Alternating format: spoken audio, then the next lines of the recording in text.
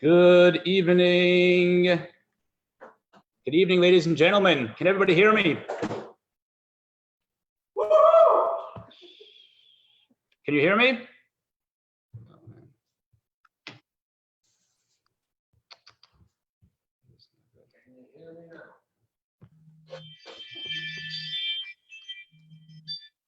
Rabbi Chani, we hear you. You can hear me? Yes. I think everyone is muted over there. Okay. Okay, good evening, ladies and gentlemen, and welcome to our Unity lecture tonight, as we're a collective group of shluchim of Chabad rabbis, Chabad communities coming together on this auspicious night of the 15th of Av, a very auspicious day for unity. And I'd like to introduce on behalf of the Santa Clarita community, all the participants here of Chabad of SCV. Welcome to the Zoom room. Welcome to this beautiful lecture tonight, the inspirational evening. And may God, just like he saved Ari and took him out of the burning building into light, into redemption, so too we should all merit the redemption, the Geula Shlema. Amen. So I'd like to ask my colleagues, the Chabad rabbis representing many different communities, to introduce themselves. Please unmute yourself, rabbis, and one at a time we'll introduce our communities to tonight's Unity lecture. Go ahead, Rabbi Yossi Beilman. Thank you, Rabbi Marazov. Good evening, everyone. Special welcome to the community of Chabad of Studio City and the Valley Friendship Circle. Thank you, Ari, for joining us. Enjoy.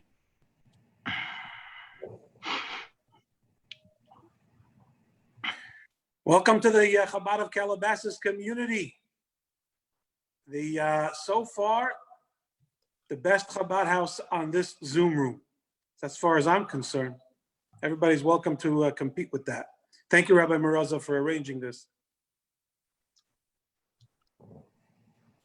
Thank you, Rabbi Chani Maraza, for arranging this.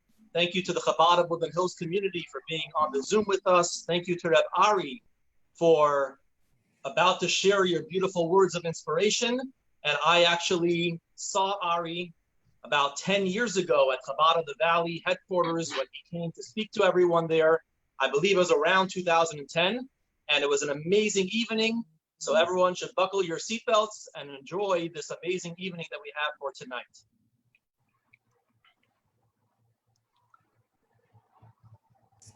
That's good.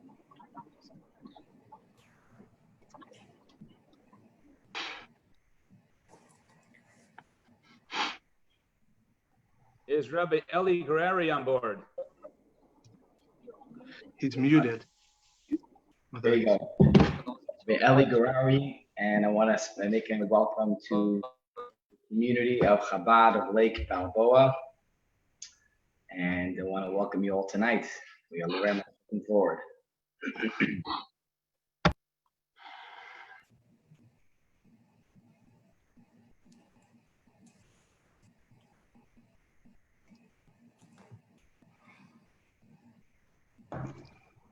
Rabbi Eli, and welcome to those participating right here from Simi Valley. So I hope you enjoyed this evening. Thank you, Rabbi.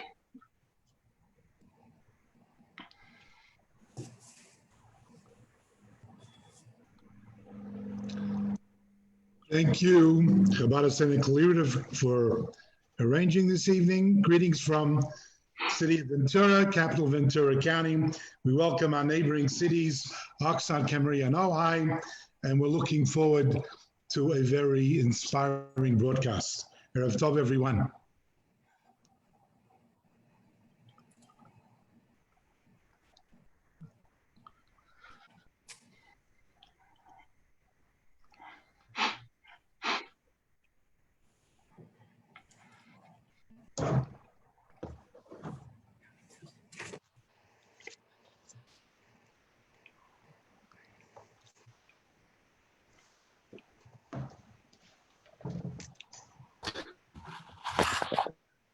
Welcome to all the participants from Chabad of Northridge And thank you to all the rabbis for arranging this. Really appreciate it.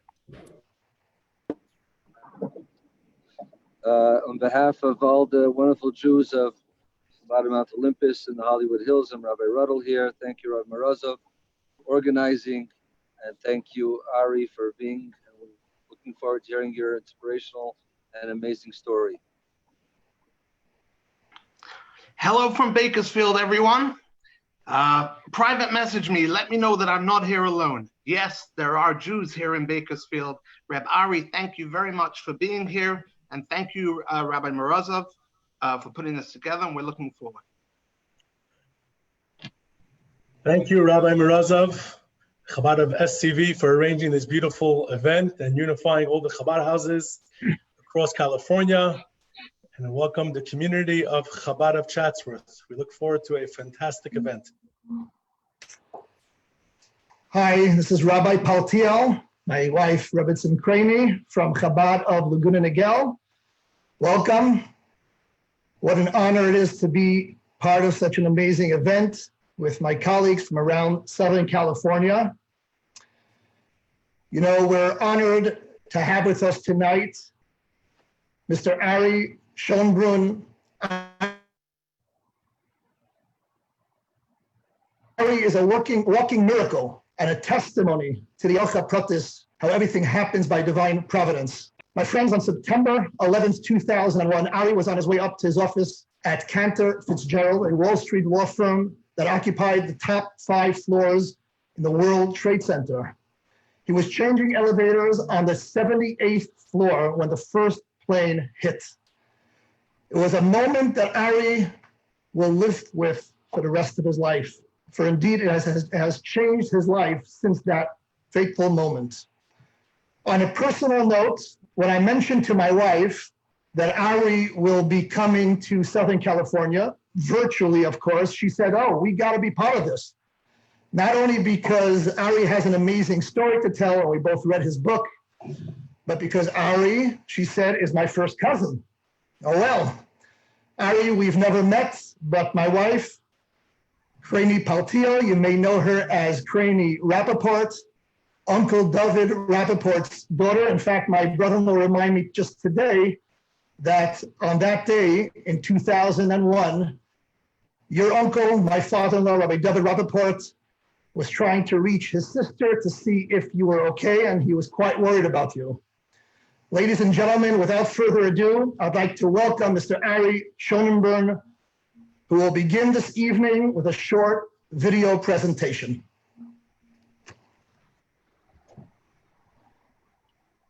And just a note, while during the presentation, everyone's welcome to ask questions. You can only chat to your rabbi. So please message your questions to your rabbi in the chat box. And at the end of the lecture tonight, we'll be able to ask Ari some questions. So sit back, relax.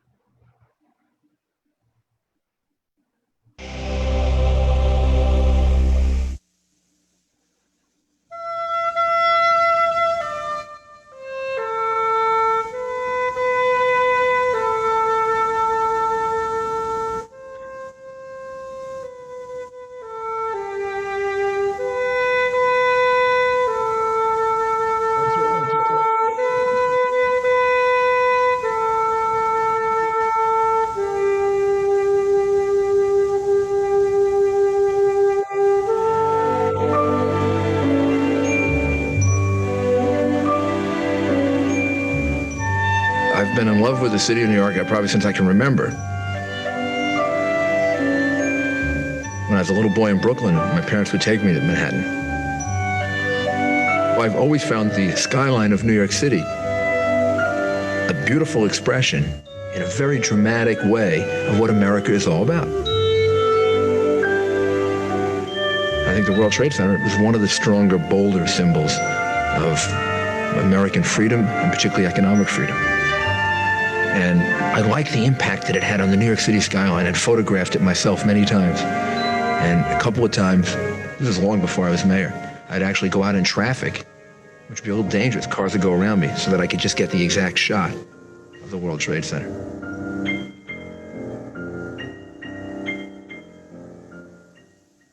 September 11 was supposed to be a fairly quiet day for me. It was a beautiful day.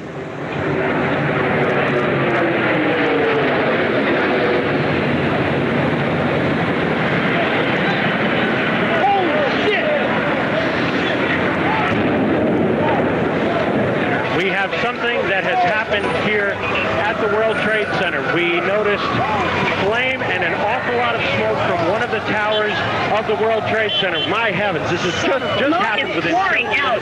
This gas goes from one side of the building practically all the way to the other. We had seen a fireball, and I can tell you it appears tower number 2, at least from our vantage point, appears to be unaffected. This appears to be entirely in tower number 1.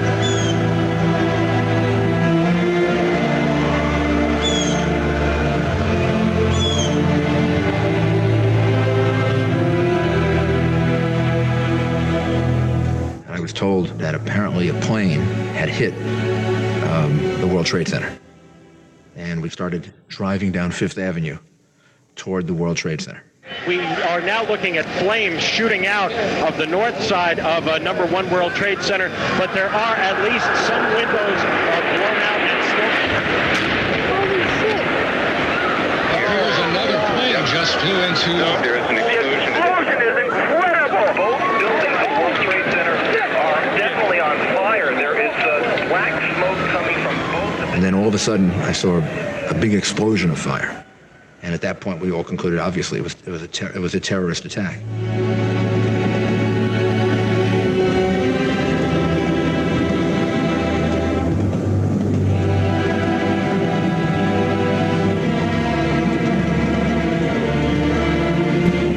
I think that was the first point at which I realized that we were into something different than any of us had ever prepared for, or any of us had ever thought we would live through. I realized I was in some kind of a horrible, awful, horrific human experience. Copy. You have a large crowd here, babies. A lot of babies. You don't see people jumping from the windows like You can actually see bodies falling from the top floors of the World Trade Center. It's horrible here. People are standing in the street in tears. People are panicking. They're calling their families. A mother described to me talking to her son on the telephone when the second plane hit. And that's the last time she talked to him. Another family described to me how their loved one had let 2 elevators go because he was older and the people in the elevator were younger. And somehow my mind went back to the stories and the things you read about the Titanic, or people who allowed other people to get on boats, and they didn't get on the boat because they were older. And from that moment on, I started thinking that we'll never know all the heroes. We know our uniformed people were heroes. They went there and they died and they gave up their lives bravely trying to save the lives of other people. But what we don't know are all the individual stories of the person who gave up the elevator for another person, the person who calmed someone and got them out of the building, the person who organized their floor so that everybody could evacuate, the person who maybe in the last moments comforted people when all of them knew they were going to die. It is flying. It's going to run. Oh, tower just came down.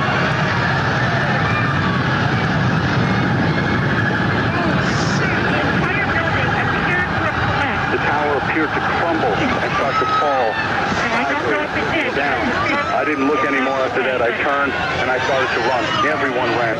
People just took off. People ducked into doorways, and people didn't stop to look behind. But I couldn't breathe at all. I find it's really hard to talk. I still can hardly breathe. There's so much smoke in here. The street is... This was an attack intended to destroy us because we are a country that's built on principles of freedom.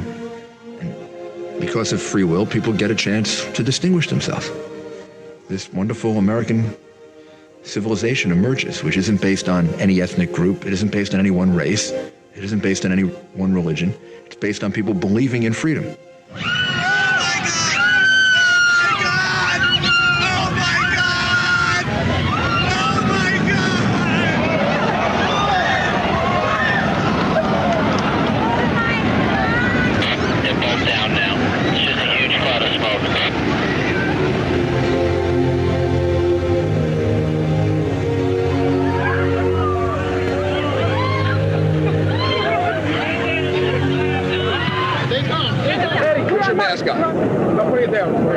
Mayor, what's the situation right now? The situation is that two airplanes have attacked apparently. What? They should not go to... All right, well then let's go north then.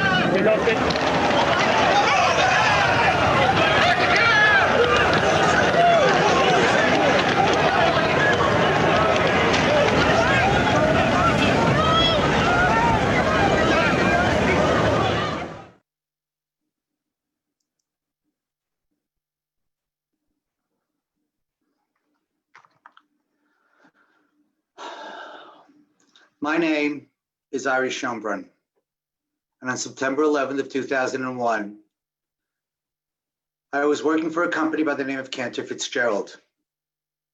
We occupied the top 5 floors of Tower 1 of the World Trade Center. We employed 960 people. It was our corporate headquarters. On that day, 658 of my friends and coworkers were brutally murdered, simply because they were sitting at their desks. No other reason. They never did anything to anybody. They never hurt anybody. They just went to work that day like they did every day, and they didn't come home. 4 employees were on their way up. They were on the upper levels going up to their offices. 3 of them were so severely burned, they spent months and months in hospitals undergoing surgeries and rehabilitation. And 1 of them walked out without a scratch. And you're looking at that person. September 11th was an absolutely magnificent day. You saw in the video, there wasn't a cloud in the sky. It was a beautiful, perfect fall day. It was 20 to 7 in the morning. I had my briefcase over my shoulder. I had my cup of coffee in my hand. And I yelled up to my wife, "Bye, hon, love you, see." And I yelled up to my kids, "Bye, kids, have a great day in school." And I started to walk out the door. All of a sudden, from the 2nd floor of my home, my wife yells down to me and she says to me, "Did you do Baruch's book order?" Now, Baruch is my 3rd child. He was 8 years old at the time. And I learned something that day. Teachers have a wonderful way of torturing parents. It's called the scholastic book order. If you're smiling, you've obviously heard of this. Well, my son was no different than any other kid at 8 years old, and he wanted like every game in the book order, and I don't know how many books, which he was never going to read. And my wife didn't want to deal with it. See, it was exactly 1 week before Rosh Hashanah. My wife is a school administrator. They just opened school. She was getting ready for the Yom Tovim. She was cooking and cleaning and working, etc. And she said, "I don't have the time and I don't have the patience for him. It's your job, you do it." And I said, "Okay, not a problem, I'll do it." "Did you do Baruch's book order?" "No, I didn't." "You're not leaving the house until you do the book order." So I put my briefcase down, put my cup of coffee down, walked into my kitchen, proceeded to negotiate with my 8-year-old for the next 20 minutes. I whittled him down to 2 books.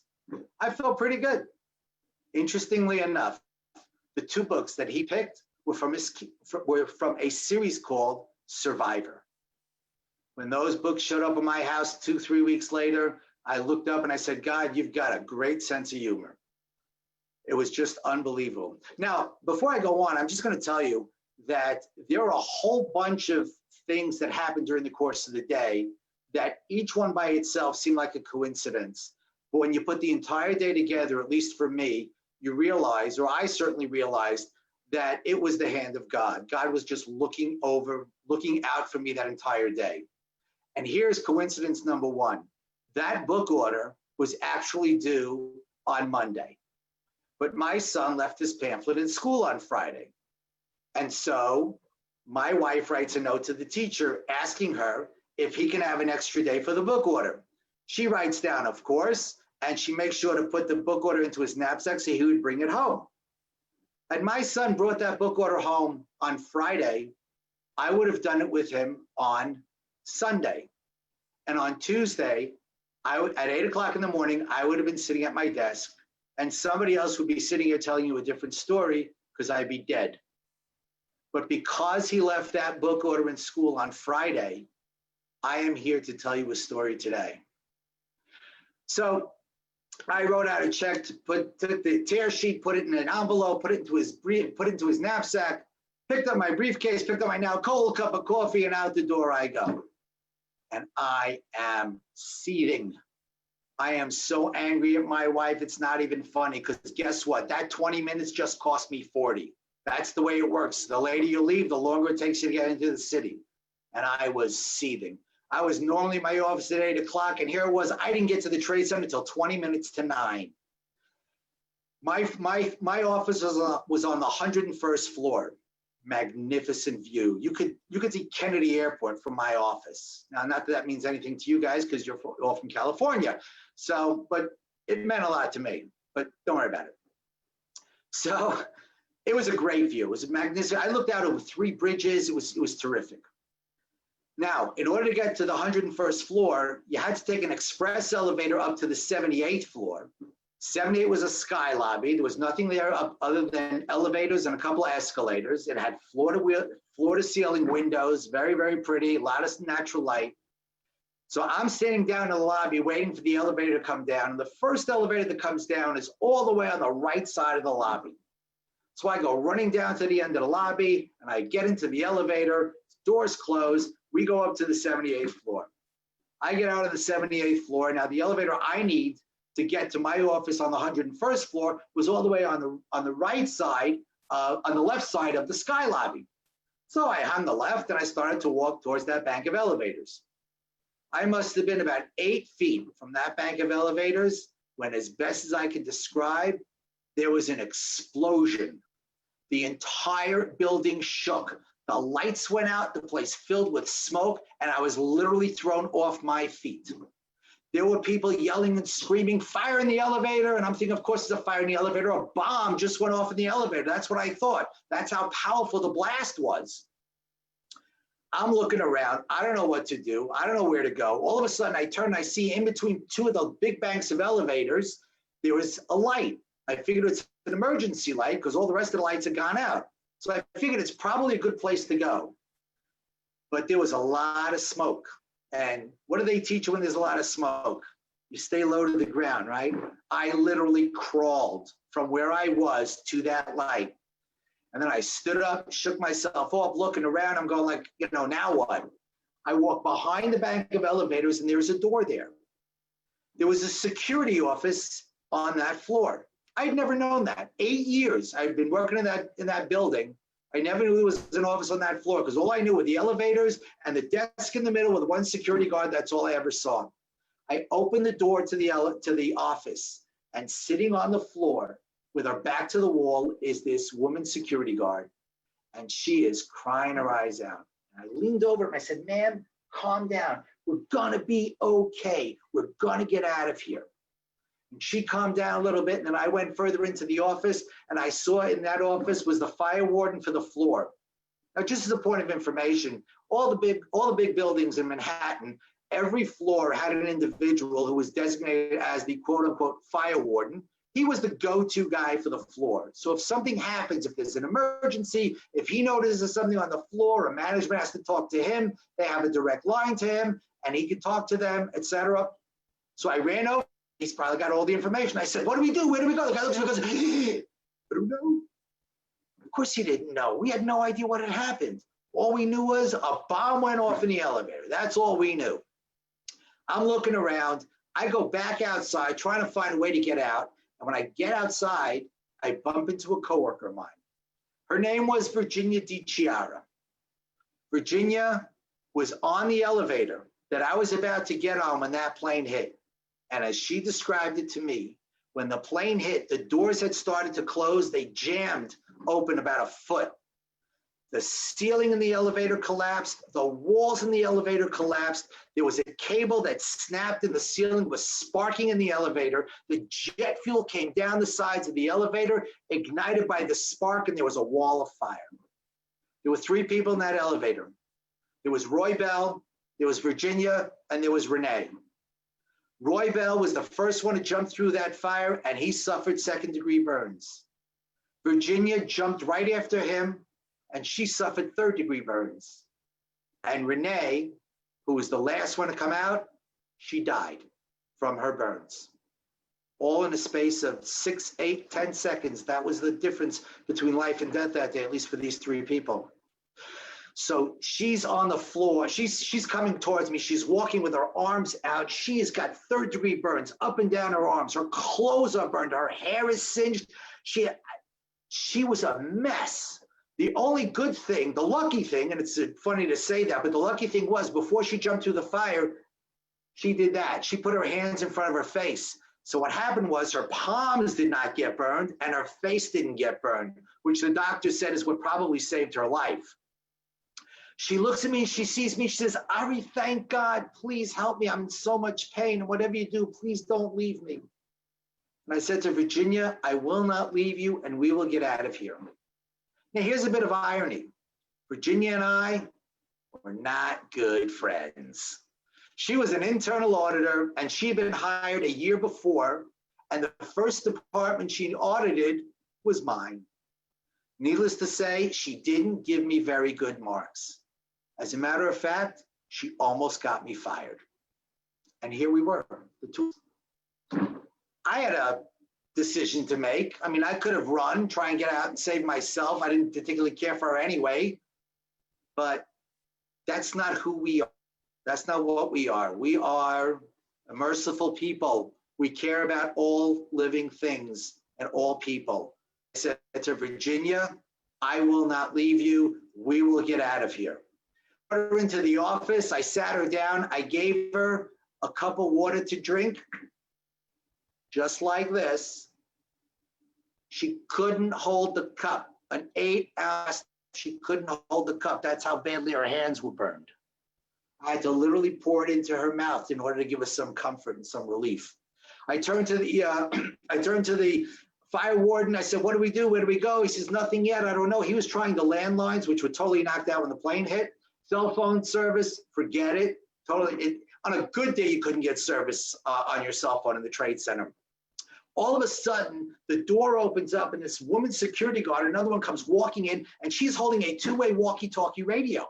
And I'm thinking to myself, there is help at the end of that radio. But she's crying like a baby. I ran over to her. I grabbed her and I said, ma'am, you've got a radio. You can get us help. You need to calm down. You need to get on that radio and you need to get us help now. And she kind of was shocked. And so she takes the radio. She goes like, we're on 78. We need help.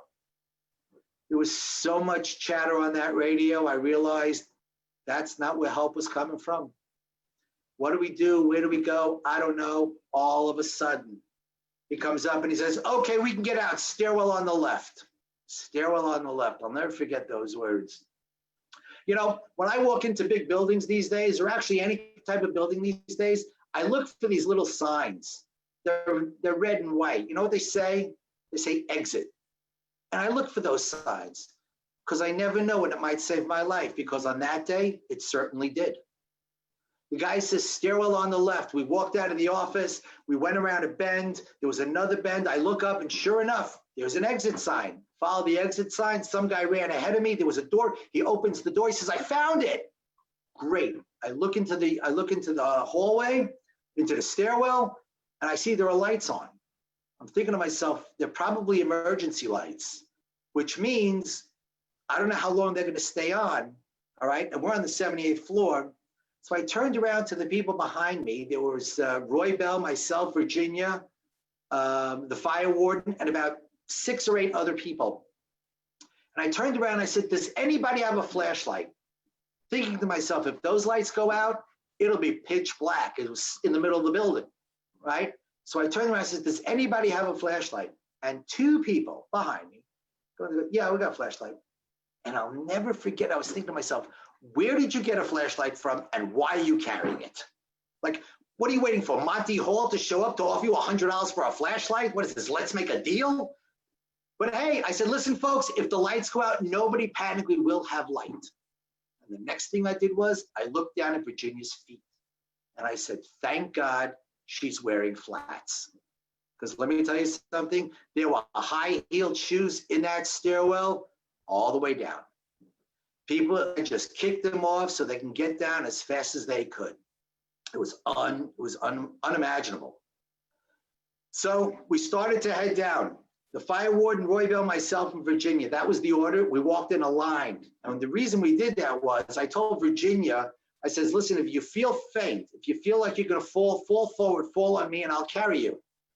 Of course, Roy Bell, who was in front of me, says, wait a minute, if that happens, you're going to fall on me. I said, Roy, I got it handled. Don't worry about it. It's good. It's good. We're good. And we started to head down.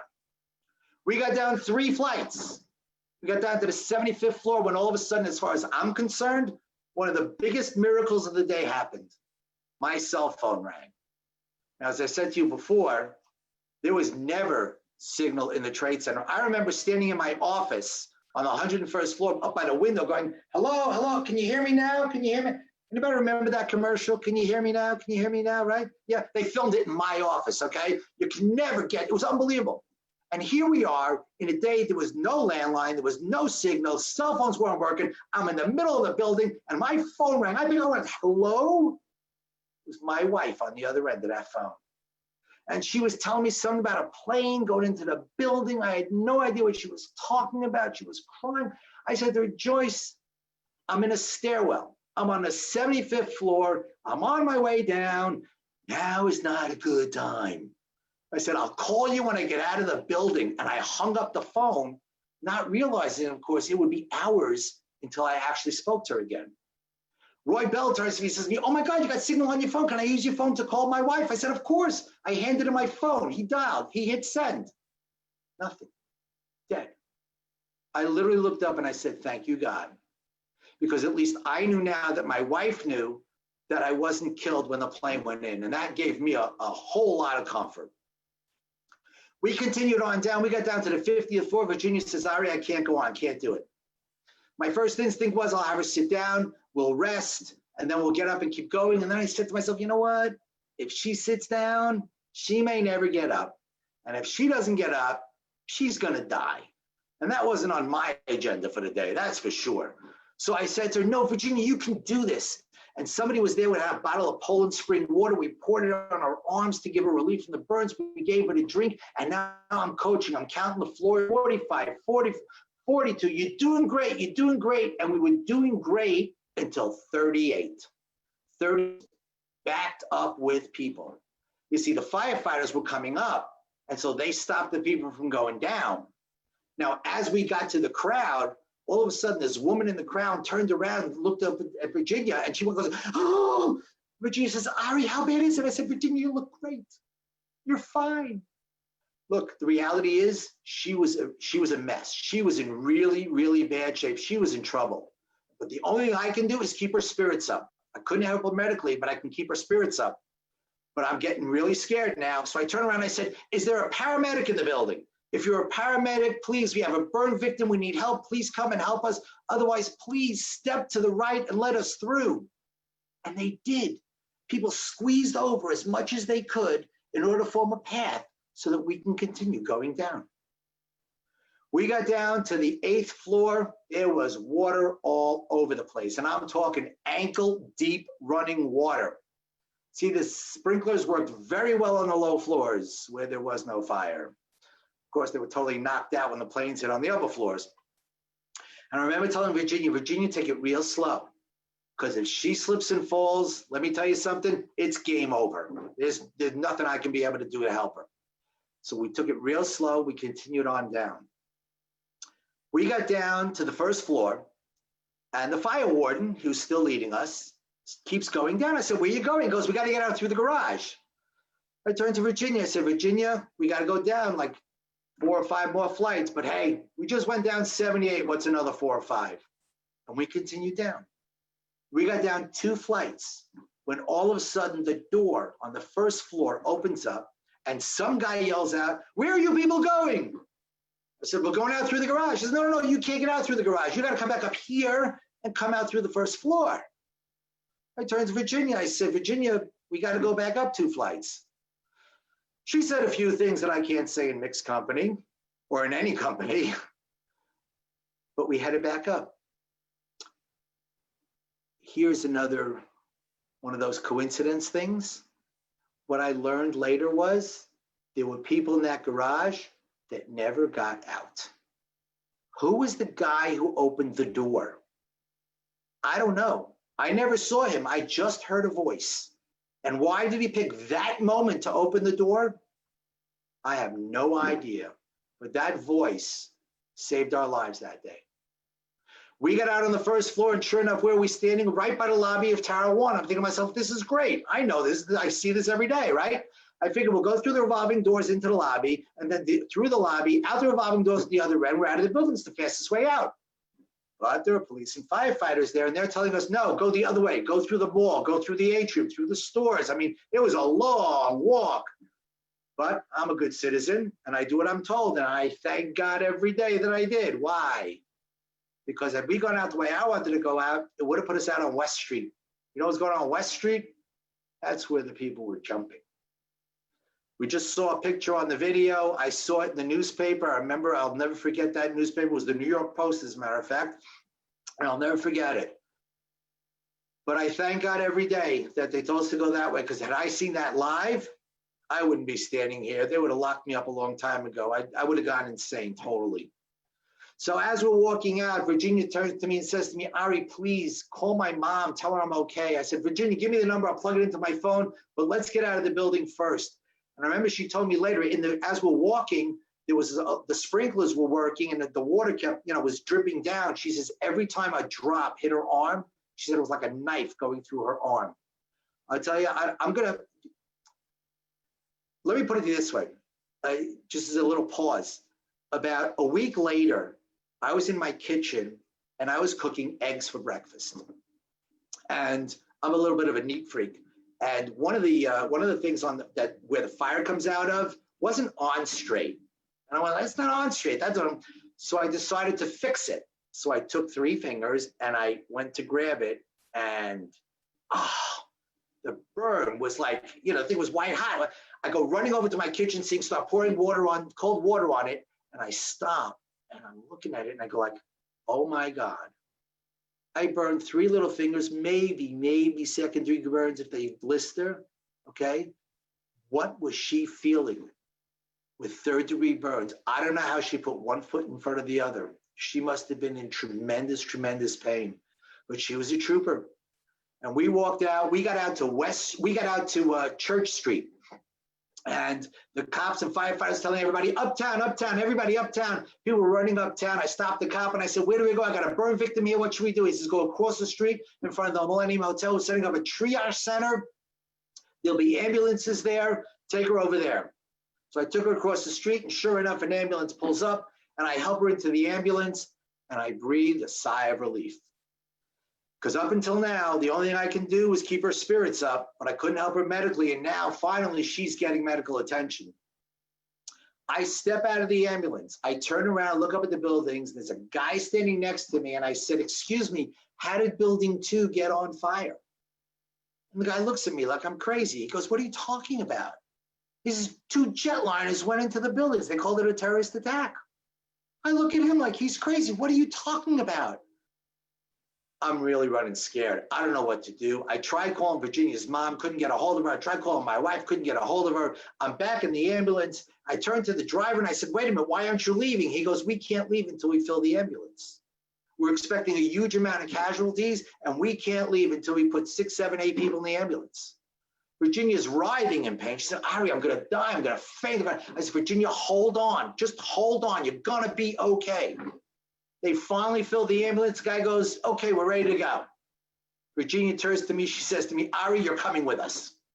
Now, I don't want to say that I was like in a comfort zone because of what was going on. But the reality is I knew where I was. And if I needed to go someplace else, I would know how to get there because I did that every single day. The thought of getting into an ambulance and going to God knows where did not excite me. Besides, as soon as that ambulance leaves, there's only one place that I'm going, and that's back into that building. Because I'm looking for my friends, I'm looking for my coworkers, and I'm looking to help. That's what I do. I turned to Virginia. I said to Virginia, you don't need me anymore. I'm going to get a hold of your mom. She's going to meet you at the hospital. You're going to be okay.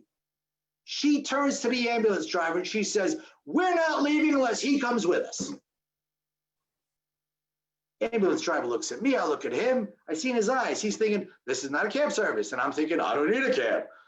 But he looks at me. I look at him. I said, you know what? Maybe for our own psychological well-being, maybe I should come. He says, fine, hop into the front. And I got into that ambulance and we pulled away. We were one of only a few ambulances that actually got away from the scene that day. I had friends who were members of Atzala, the volunteer ambulance company in New York, and they showed me pictures of crushed ambulances at the scene. You know, Virginia thanks me every single day for saving her life. And I tell you, you got it all wrong. If she wouldn't have insisted that I get into that ambulance, I was standing at the base of that building when it came down and I would be dead. There is no doubt in my mind. But she insisted that I get into that ambulance. And that's why I'm around today, again. We pulled out. We were only one of only a few that actually got away. And we headed to St. Vincent's Hospital. We got to St. Vincent's on 12th Street and 7th Avenue. And the doctors and the nurses and they were ready. They were ready for the influx of patients they were going to have. You know what the problem was? Didn't materialize. You know why? Because on 9/11, you were either very, very much dead or very, very much alive, and there wasn't a whole lot in between. And so as prepared as the hospitals were, there just weren't that many casualties. Now, had it been 15 minutes later, okay, there probably would have been thousands upon thousands of deaths and injuries, all right? But because it struck when it did, 8:40 instead of 9 o'clock, you know, thank God. So I help her, we bring her into the ambulance, we bring her into the hospital, bring her into the emergency room, and all of a sudden the doctors, nurses, and everybody leaves. I don't know where they went, I know it was a coffee break or what, so writhing in pain. I run out of the hall. I says, "Excuse me, is there a doctor? Is there no? You have a burn victim here. She's writhing in pain." Doctor finally comes up. What's all the ruckus about her? I says, "Look, this poor woman." He goes, "Who are you?" I go, "Who am I? I'm a coworker. I brought her in." He goes, "Are you a relative?" I go, "No." He goes, "You got to leave." I got to leave? Yeah, hospital protocol. You can't stay here. I'm going, I'm the only one she's got. I'm sorry, you're not a relative. You got to leave. I couldn't believe this. We're in the middle of a war here, and he's worried about hospital protocol. I turned to Virginia. I said, "Listen, Virginia, I can't stay. I got to leave, but I promise I'll get a hold of your mom. She's going to be here real soon, and you're going to be okay." And with that, I walked out of the hospital. Now I'm trying to find a phone, right? I need to call my wife. I need to call her mom, whatever. And I'm looking around, looking for a payphone. A payphone. When was the last time anybody in this audience used a payphone? Yeah, that's what I thought. Okay. We weren't using back then either. All of a sudden, I hear somebody behind me go, "Wow, did you hear? Tower 2 collapsed." And from St. Vincent's Hospital, you had a clear view straight down to the Trade Center. And sure enough, Tower 2 was gone. Gone. You're talking about 50,000 square feet per floor times 110 stories, and this thing was gone. It took 6 years to build it. It took an hour for it to come down. I had a pit in my stomach like you wouldn't believe. All of a sudden, I see a guy walking down the street. He's talking on a cell phone. And I remember thinking to myself, after this is all over, I'm going to find out who his carrier is, and I'm going to switch to them. Because obviously, they're the only ones that are working. So I ran over to the guy and I says, excuse me, can I use your phone? It's an emergency. The guy goes, yeah, sure. He goes, listen, guy needs my phone. I'll call you back. He hangs up and he hands me the phone.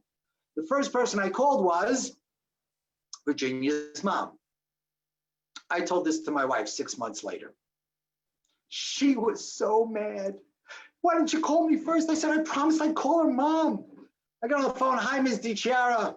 My name is Ari Schonbrun. I'm a coworker of your daughter's. She is alive, but she is severely burned. She's in St. Vincent's Hospital. I recommend you get down here as quickly as possible. And the next thing I heard was, and then a man's voice get off on the phone. I guess she passed the phone to her husband. I told him what happened. He thanks me very much, and I hung up the phone. And I turned to the guy and I said, can I make one more call? And the guy, obviously, he heard the conversation. He goes, yeah, sure. So I dialed my wife. I hit send. Nothing. Dead. I remember thinking to myself, forget that carrier. But now I'm desperate. I need a phone.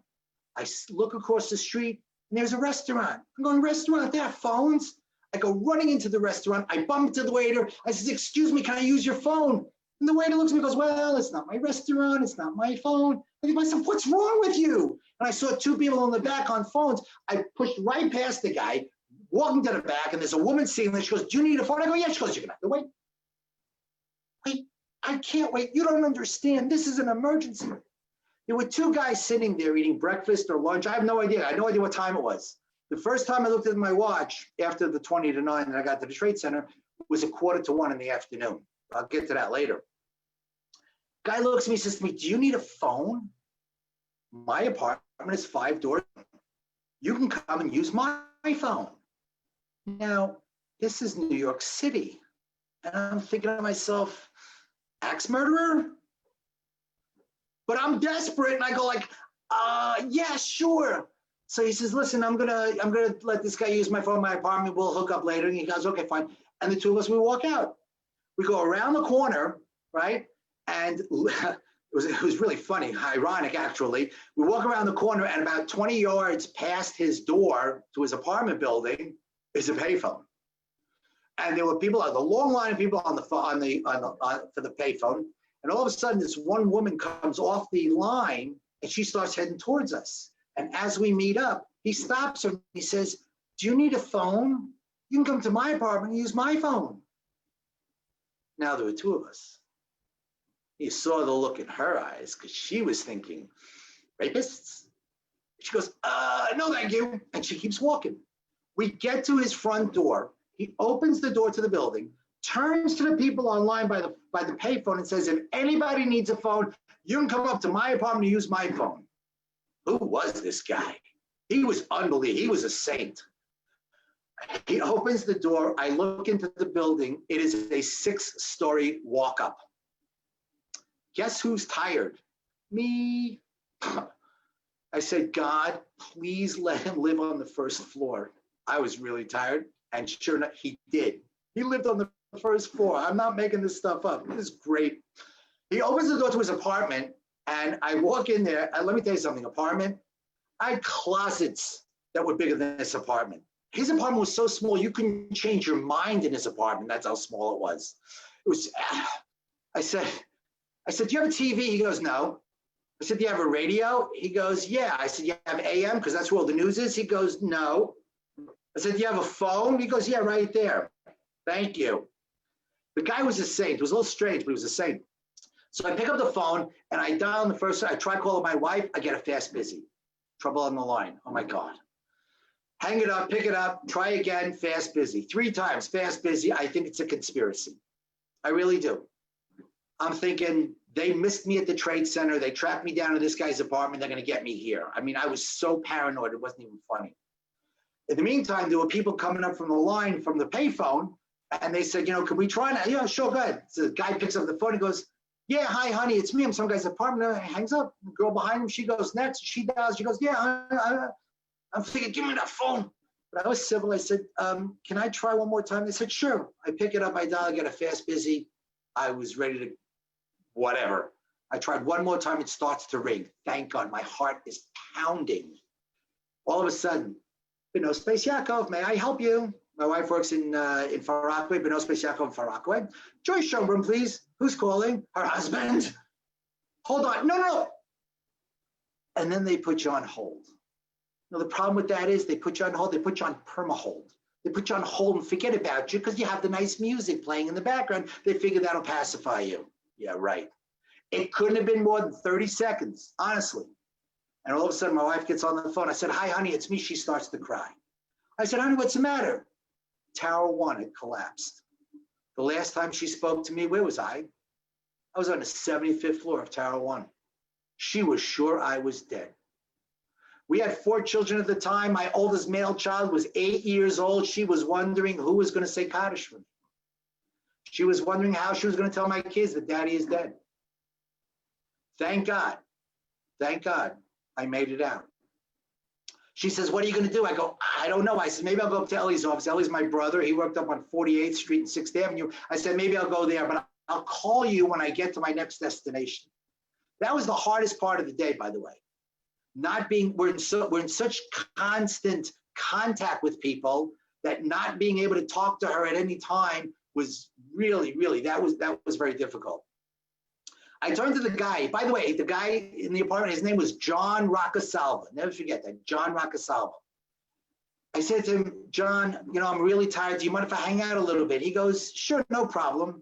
Now remember, my shoes and socks were sopping wet from the trade center. So I took my shoes and socks off and he looks at me and goes, oh, your socks are all wet. Would you like a clean pair? You can have one of mine. Was this guy from California? I mean, really, guy was an absolute, he was so nice. It turns out, by the way, he was not a native New Yorker. He was from Cleveland, Ohio. So if anybody out there is from Cleveland, feel proud, okay? But he was a little strange. He didn't have a mirror in his apartment. I'll never forget, I didn't know what I looked like because he didn't have a mirror. I go, man, guy's strange. He's very nice, but strange. Anyway, I hung out there about 15 minutes, couldn't keep doing this. So I left, I thanked him very much, put my wet shoes and socks back on, and I left. I figured I'll go up to my brother's office. I get to 9th Avenue and 16th, I get to 8th Avenue and 16th Street, and I remember there's a friend of mine who has an office on 9th Avenue and 16th Street, but it's not just any office. He was a financial printer, and they used to have customers that come in that used to literally spend days and nights in their offices. So they had like a billiard room, they had a workout room, they had showers. My problem was I didn't have a change of clothes, so the shower wasn't going to help me any. But I remember I walked in and I walked through the double doors and the receptionist looks at me and she says to me, Ari, are you okay? I remember I had no idea what I looked like. He didn't have a mirror. I says, yeah. She goes, can I get you anything? I said, yeah, a conference room, a phone, and some water. I was just really thirsty. So they were really nice, really sweet. The conference room, water. I started to call everybody that I knew to let them know that I was alive. The only people I couldn't get a hold of that day were my parents. My parents lived in Israel, and you couldn't get an international line out. But I had a niece of mine who lived in Belgium, and my niece in Belgium got a hold of my parents and got a hold of my sister-in-law in West Hempstead, and she told them that I was alive, so my niece called my parents, let her know I was alive, so I knew that they knew that I was alive, so I felt a little bit better. If you didn't get any of that, you can email me, and I'll give you that whole thing again, okay, Ari@arischonbrun.com. Okay, so all of a sudden, a guy walks in and says, excuse me, would you like some lunch? I go, lunch? What time is it? I looked at my watch, 1:45. I said, I really appreciate it, but I don't think you can help me. I said, I'm strictly kosher. He says, oh, that's okay. We have kosher clients coming here all the time. I'll just call the deli across town. There's a kosher deli across town. I said, they're not going to deliver. He goes, oh, sure they will. They deliver all the time. I'm thinking, this guy is clueless. He has no idea what's going on. I said, you know what? Knock yourself out. Pastrami on rye, French fries, and a Coke. Guy comes back about 2 minutes later. He goes, they won't deliver. Well, duh. Of course they're not going to deliver. There's nothing moving. Anyway, he felt so bad. He says, you know, we have a pantry. You can take out like chip snacks and granola bars and orange juice. I thanked him very much, and that was my lunch. In the meantime, I called my brother. Do you want to come down here? Should I come up to you? We made the decision that I was going to go up to his office. So I left there, and there was no bus service. They shut the city down. There were no buses, no trains. There were no cars in the streets. The tunnels were closed. The bridges were closed. It was sealed tight. So I called my brother before I left, and I said, listen, I'm coming up to you, all right? Whatever you do, do not leave until I get there, because I can't get in touch with you while I'm walking because my cell phone wasn't working. P.S. I finally get up there. I actually caught a bus, but that's another whole story. And I get to his office. I ring the bell. Who's there? Ari Schonbrun. I'm here to see Elliot. One moment, please. Buzz. I walk in. You have to walk down three steps to go down. His office is on a lower level. And I walk through another set of double doors. And standing about, could have been more than 20 feet from me, my brother was standing there. And I saw him. And I ran to him. I grabbed him. And I cried. And I cried for like 5 solid minutes. You know, I had been really strong the whole day. I needed to be. It was survival. It was Virginia survival. Now there was somebody that I could lean on, and he was my younger brother. And I just lost it, and I started to cry. And the next thing you know, my brother starts to cry, which was no big deal because anybody who knows us in crying might know us that the Schonbruns are very, very big criers. You know, we cried the drop of a hat. My father was like that. We cried. So it was no big deal. Anyway, after we finished all the crying, came to, all the guys in his office came over to me. Oh, what you see, what you do, blah, blah, blah. Well, they wanted to know what was going on. And I didn't want to talk about it. I want to go home, right?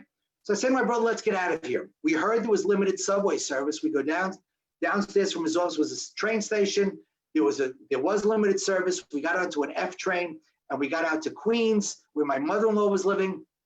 And I had a friend of mine who owned a car service, and I spoke to her earlier and I said, if I get out of this city, can you send the car to pick us up? And she says, of course, no problem. And so when we got out to Queens, I called her up and she says, I'll send the car. She said, it'll be a half hour. I looked at the traffic and knew it's at least an hour, whatever. So we're standing there and I figured, you know what, let me try and get a hold of my parents. And I dialed, and sure enough, it started to ring. My father picks up. I go, hi, Dad, it's me. And he starts to cry. Huh, big miracle there, right? I said, Dad, why are you crying? I'm alive. Not only that, I know that you know that I was alive because Avivit in Belgium called Rini in West Hampstead. Rini is West Hampstead. Avivit in Belgium, I was alive. So Avivit from Belgium called you in Petach Tikva to let you know I was alive. What's the matter? Didn't you believe her? He said, no. He goes, I didn't believe anybody. I wasn't going to sleep tonight until I heard your voice. And I remember thinking to myself, boy, am I glad I didn't wait till tomorrow to make this call. Poor man would have been up a whole night waiting for me to call. The car finally comes. My brother calls his wife, tells her to meet us in my house. And we get to my house at 5:30 in the afternoon. There are 20 people in my living room, and I have no less than 100 phone messages. I know that because back then it wasn't digital, it was in a cassette, a micro cassette. I don't know if anybody remembers that or not. Am I the only one who's that old? And I still have it. I saved that cassette. I have nothing to play it on, but I still have the cassette. But I learned something very important that day. You have no idea how many friends you really have until they all think you're dead. Because that's when they come out of the woodwork. It was unbelievable. When I had to return some of those phone calls, I had one friend of mine, I didn't get to him for 3 days, and I finally got to him, and all of a sudden he starts yelling and screaming, Deborah, Ari's alive, he's alive, Deborah. Anyway, the reality is I did learn a lot that day. You know, I worked on Wall Street. The motto of the day on Wall Street is greed. It's what it's all about, you know. There are guys in there that are multi-millionaires in their offices at 6:30, 7 o'clock in the morning. Why?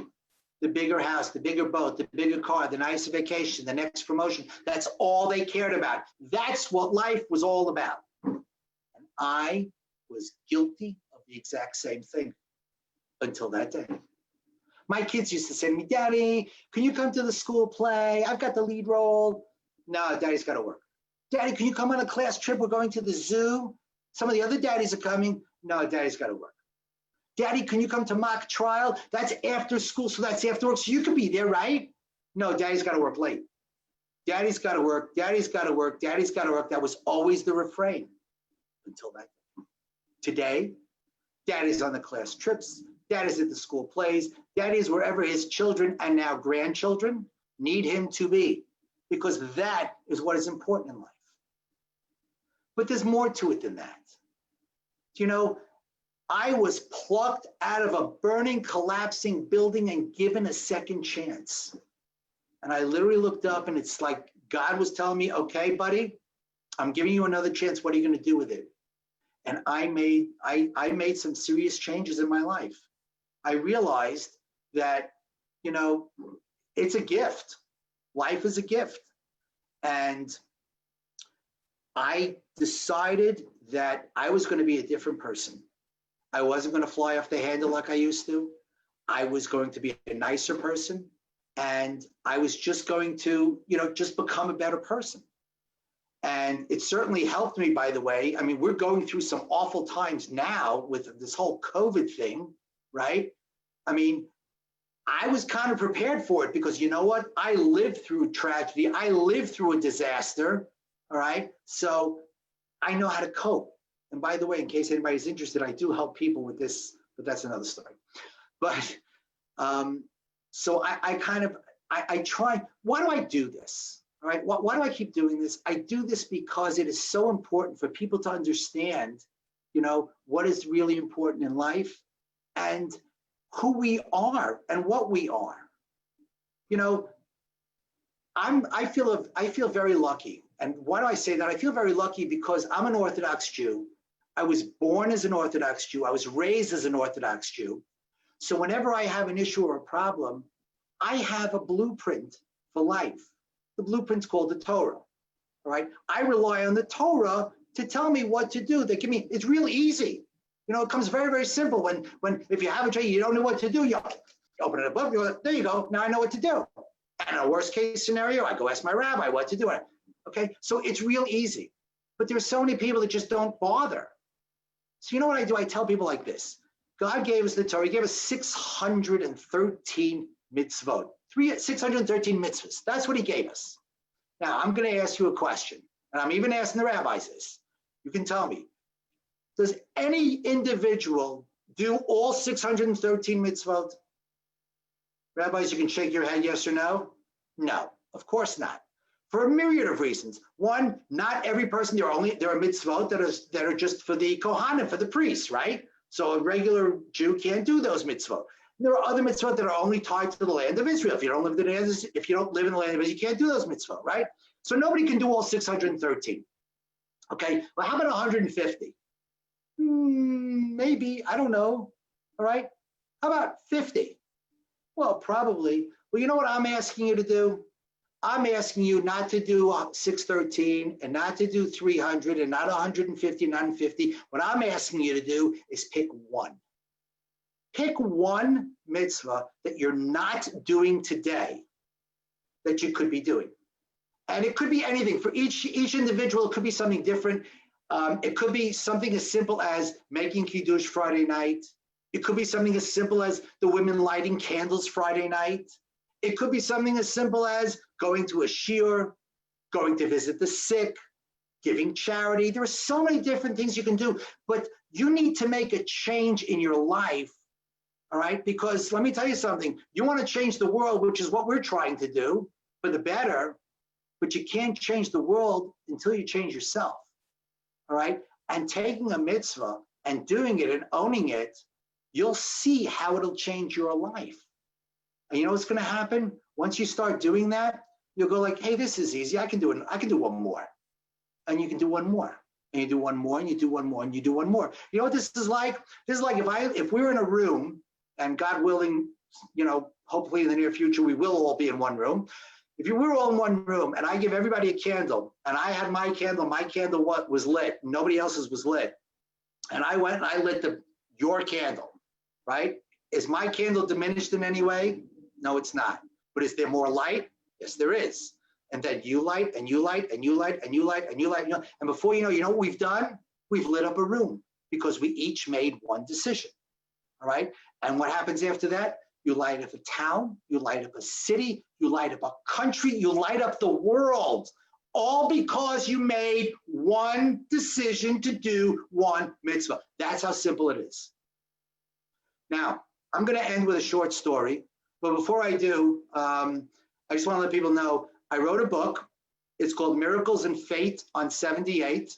And as a special, if you're interested in buying the book, you can go to my website, arishonbrun.com, and you can order it there, and shipping will be free for the next 48 hours.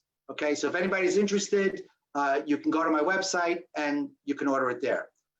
Fine. I'm going to end with a short story. It's about this young executive, 35 years old, climbing the ladder of success, goes out and buys himself a brand new Mercedes. And he's driving through the city streets, and maybe he's driving a little too fast, and he sees some kids darting in and out between the cars. And all of a sudden, as he drives by, all of a sudden, wham! His car gets hit by a brick. And he slams on the brake, and he puts the car in reverse, and he pulls back, and he jumps out of the car, and he sees this kid, he grabs this kid and says to him, "Why did you do that? Why'd you throw the brake of that car? Look at that dent." He says, "You know what that's gonna cost me to fix? It's a brand new Mercedes." And the boy looks at him and goes, "Please, mister, please, I didn't know what to do. You see, my older brother fell out of his wheelchair, and he was too heavy for me to pick up, and I couldn't get anybody to stop." So he says to him, "Where's your brother?" He takes him by the hand. They walk down to the end of the block, and sure enough, in the gutter, there's an overturned wheelchair with a little boy in the street. So he takes the wheelchair, he turns it right side up, and he picks up the boy, and he puts him into the wheelchair. He takes out his handkerchief, and he starts wiping away the blood from the scratches.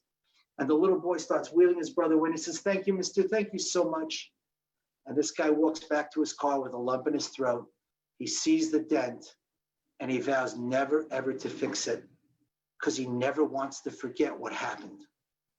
You see, they say that God, he whispers to our minds and he whispers to our hearts, but we're so busy running through life that we don't have time to listen. So you know what happens every so often? He throws a brick at us to wake us up. Now me, I've had the brick thrown at me. You have a choice. You can listen to the whispers, or you can wait for the brick. Thanks for listening.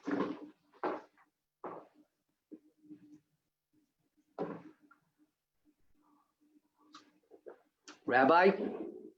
Yes. Thank you so much, Ari. That was amazing, so inspirational. What a story, what a story. I'm sure we're all uplifted by it. If anybody of the rabbis has questions that came in, please unmute yourself. I have one question that came in here. One second. Can you talk a little bit about the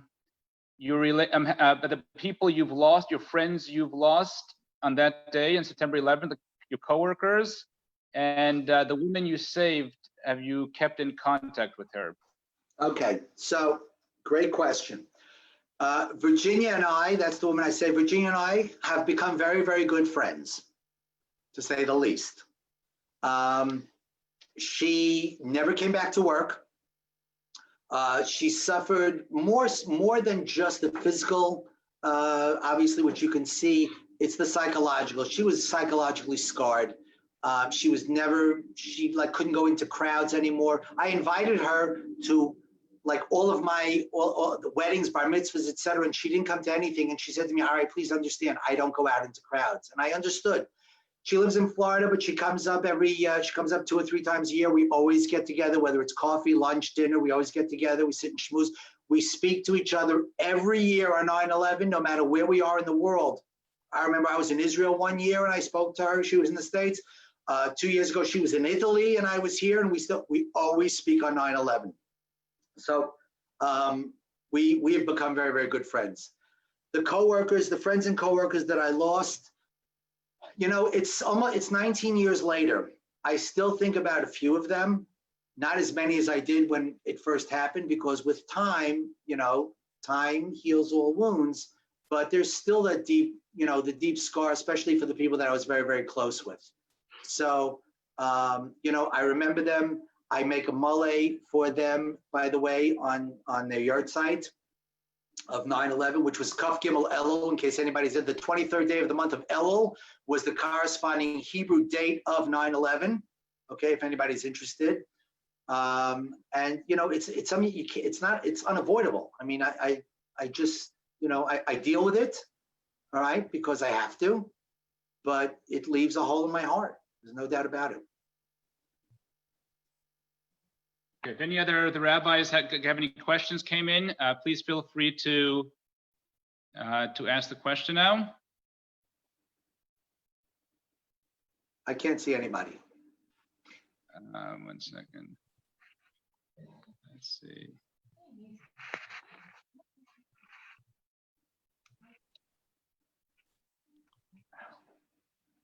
Second. I got nothing but time. Okay. Any other rabbis? Raise your hand. I mean, can you unmute yourself? Rabbi Paltiel. Rabbi Mendy, can you unmute yourself?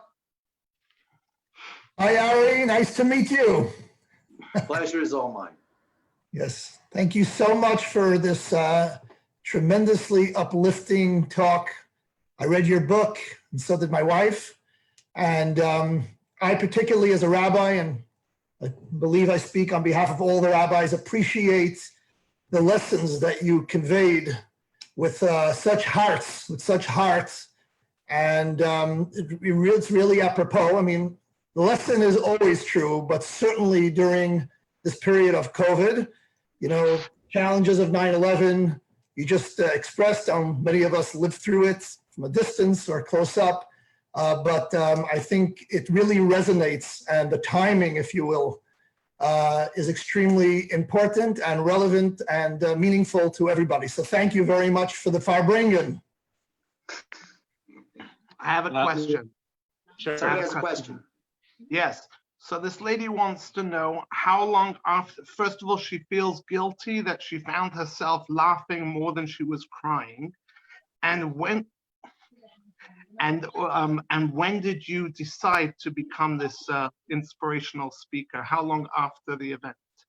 Okay, so first of all, please relate to the woman that I'm very happy that she found herself laughing.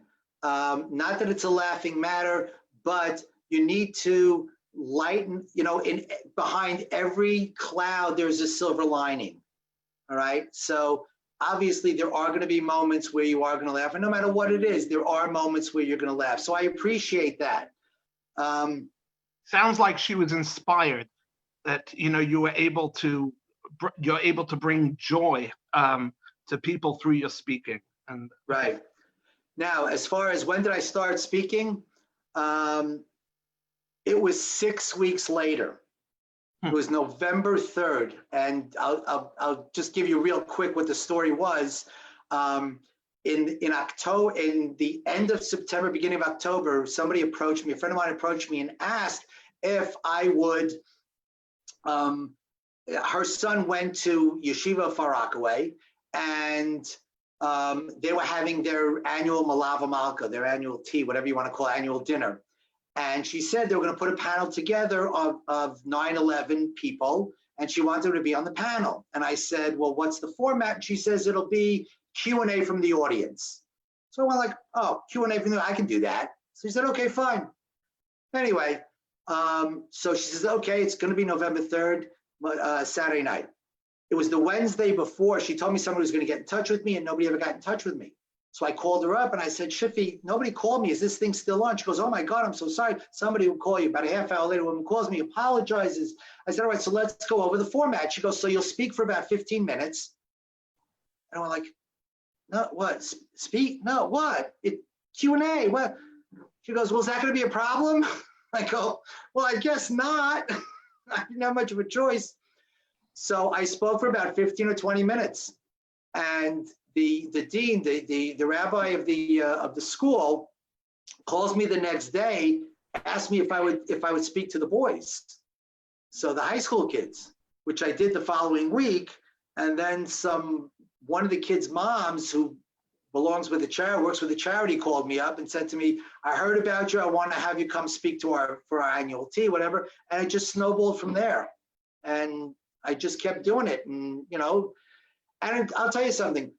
This is really important, all right? And I don't mean to take up too much time, but this is really important. The reason that it stuck with me, you know, very often people, what are they, just an example, someone wants to go on a diet. They're all going, oh, I'm going to lose 50 pounds, right? And 2 days later, they're eating the chocolate ice cream, whatever, and it's all over, right? My change happened very slowly. I tell people, I was the same guy on Wednesday that I was on Tuesday. nothing for me had changed other than the fact that I lost 658 friends and coworkers, but I was basically the same guy. As I started to tell my story and I started to realize what had happened, the magnitude of what had happened and how I actually walked out, all right, and I'm alive, it got to me. And so I started to change very, very slowly. And that's why the change is stuck, right? So, you know, somebody sees something, hears a miracle, whatever. Look, let's be real, all right? The Jews at the Red Sea, right? God split the Red Sea, right? 3 days later, what were they doing? Complaining, yelling, screaming. Hello, you just saw the split. You know what I'm saying? Because it's, you know, it's if you try too much too quick, you get nothing. If you take it slowly, it builds, and that change sticks and lasts. And I think that's very, very important. I hope that answers your question. Thank you. Hi, Ari. Someone. I love the echo. Was that for me? Someone. Hello. I guess there are many someones. Yes. Do I still have an echo? I'm good now. Okay, much better. A question that came on the message board is, how were you able to heal yourself finally after 9/11? How much time did it take? And in general, did you or people that you know who survived have post-traumatic stress, and how did they overcome those challenges? Okay, so let's talk about post-traumatic stress disorder. I mean, I don't think I suffered from it. No, I don't think I did, although people kept telling me that I have, but I didn't really know, and you know, whatever. Coping with it, I'm going to tell you something. I didn't sleep for a month. All right, I was living on Ambien. I had gone to my doctor, and I was paranoid. I kept, every morning before I went to work, I would open my door, and I would look up and down my block to see if anybody was there. Yeah, it was paranoia. I had this fear, this tremendous fear. I had a very, very loving family and a very, very supportive family. My two girls at the time were 15 and 13, and they were very, very, you know, they gave me tremendous chizuk, all right, and as did my wife. And it was my family that helped me get through it more than anything else. So, you know, how important is family? Super, super important. Ari, somebody wanted to know if you struggled with survivor's guilt. Oh, I love that question. Any fun with that?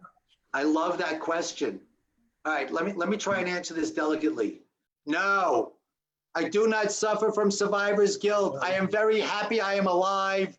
My wife is very happy I'm alive. My kids are very happy that I'm alive. I'm very happy I'm alive. I think so. God is happy that I'm alive too. Can you try to be a little bit more clear? No, I don't suffer from survivor's guilt. I know some people do, but I don't. You know, I did everything that I was supposed to do, and obviously, I'm here because you know why I'm here? Because 2 years after 9/11, 8.5 years after the doctors told my wife she wouldn't be able to have any more kids, we had another child. So I knew that I needed to survive so that neshama can come down. So I don't suffer from survivor's guilt.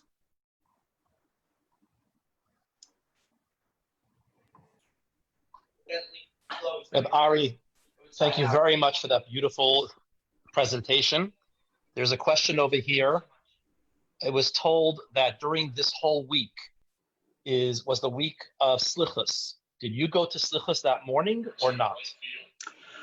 Okay, I did go to Slichus that morning. That, by the way, is one of the reasons why most people, or most of the Orthodox Jews, were late because of Slichos.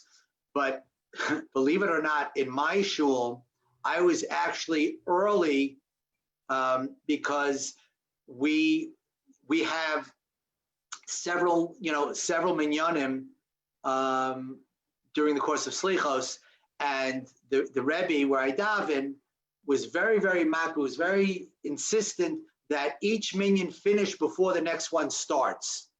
So we had to push ourselves back 15 or 20 minutes, all right, earlier, so that we can finish on time for the next minyan to start. So I was actually running early rather than late. So I was one of those rare breeds that, Slichos, I don't know, maybe it did help me, but it's not why I was late. I was late because of my son's book order.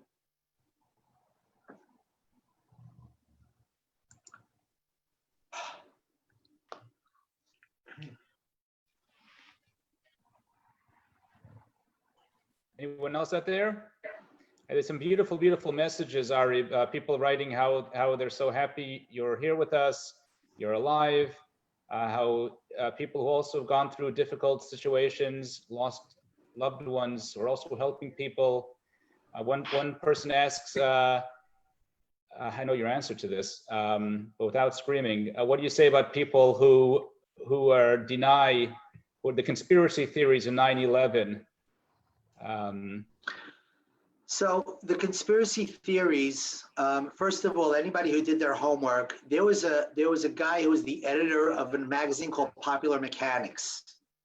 I think the magazine is still around today, but back then in 2001, 2002, this guy debunked all of the conspiracy theories. So they weren't true. My favorite conspiracy theory, by the way, was the fact that it was the Israelis, the Mossad was behind it, and all the Jews were called the night before and told not to go into the city. Now, I love that theory because I'm thinking to myself, if that's really true, whose list was I on that I never got the call? So maybe the cell phone reception wasn't good. Yeah. Okay. Yeah. No, I mean, again, I mean, you saw it. It's every time, anytime something happens, anything happens, there's always conspiracy theories. We all know that. It's like one of those things that don't believe anything you hear and only believe half of what you see. All right. That's why there are conspiracy theories. I don't buy it. So Ari, a question came in wondering how old your children were during 9/11 and how did you speak to them about the event at the time? Another good one. I had 4 children at the time. My 2 girls were 15 and 13. My 2 boys were 8 and 6. My 6-year-old obviously didn't really understand anything. He was in first grade. I think it was in first grade. My 8-year-old also knew a little bit more, but not enough. My 2 girls were very, very interesting. My 15-year-old at the time was in school and it was second period. And she, the teacher walks in late and all of a sudden she starts saying, "Oh my God, girls, did you hear? The World Trade Center was attacked. Planes are flying into buildings. People are jumping out of buildings." And my daughter is sitting in the back of the class. And obviously she knows I work at the Trade Center. And she had 2 friends sitting next to her. And one of the girls looks at her and says, "Connie, doesn't your dad work in the World Trade Center?" And the other one on the other side, who's very, very emotional about a hangnail, goes, "Oh my God, Connie, does your father work in the World Trade Center?" So the teacher got all nervous. And she says, "Connie, your dad works in the Trade Center?" She goes, "Yeah." She says, "Well, do you want to call somebody?" My 15-year-old turns to her and says, "Well, who do you want me to call? See, if my dad's dead, he's not picking up the phone. And if my mom hasn't heard about it, I don't want to be the one to tell her. So who would you like me to call?" And the teacher was like, ultimately, she took her out to the principal's office and ultimately she did call my wife and the 2 of them cried together. But Connie, who, by the way, she today is the mother of 2.5 children. She is an OBGYN, right? Everything with her was black and white. There was no gray. Either he's dead or he's not dead. You know, that's the way she was. Now, my other daughter, she was 13. She came home, and when she got home, she said to my wife, she goes, Mom, I heard something about the World Trade Center, whatever. And my wife, told her, the planes went in, but I spoke to Daddy, and he is okay. He is alive. He's on his way home. She goes, oh my God, is Daddy okay? You sure Daddy's okay? Yes, Daddy's okay. She goes, phew, thank God. And she starts to walk upstairs. And then she turns to my wife and she says, oh my God, what happened to all the stores? My 13-year-old was a shopaholic. So once Daddy was okay, it was like, what happened to all the stores? So that's how my kids reacted to 9/11.